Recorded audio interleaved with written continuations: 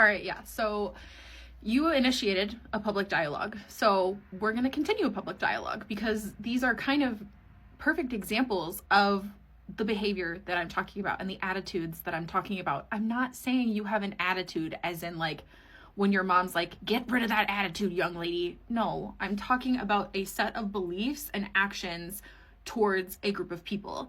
And the attitude that I very much participated in and witnessed when I was a conservative, and that I still see, and even with your comment about people being butthurt, that is a very pervasive attitude in pervasive parts of the conservative community. So that's what I'm talking about. I'm not saying like you had like a teenager attitude. I'm also not talking about you when I brought up the snowflake thing. Again, I'm talking about the conservative community, not as a whole, but in a large part. There is this attitude of own the libs. Yeah, get the libs. That's what I'm talking about. And calling people a special snowflake is a huge meme in the conservative community, to the point that liberals then have flipped it around and will sarcastically call themselves special little snowflakes.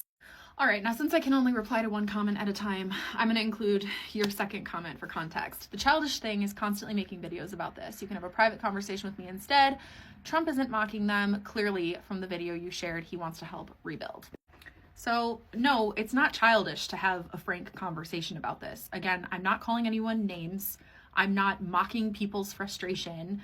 I'm trying to have an open dialogue about this based on facts and spoken in love and backed up by scripture. So if you think that's childish, I really don't know what to tell you. Also, you're not in Trump's head, and he put no context on the video. You don't know what he was thinking, but you yourself said you think he was joking, which means he was joking about glorifying himself in a place where right now people are dying and have their homes obliterated and lost their family members and seen horrific things happen. So you yourself said he was joking. And joking about someone's pain is mocking their pain. I don't see how you can argue around that. And like I said before, I don't know if you're saved.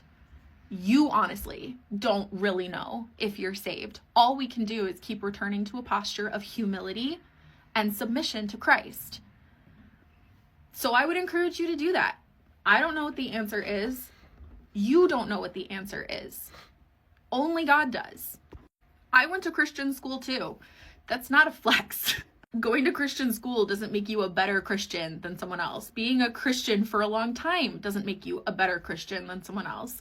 I know women who came to Christ in their mid-20s and just a couple years later are incredible women of faith who challenge me. Now let's get back to the question I've asked now 3 times. Why does this bring you joy?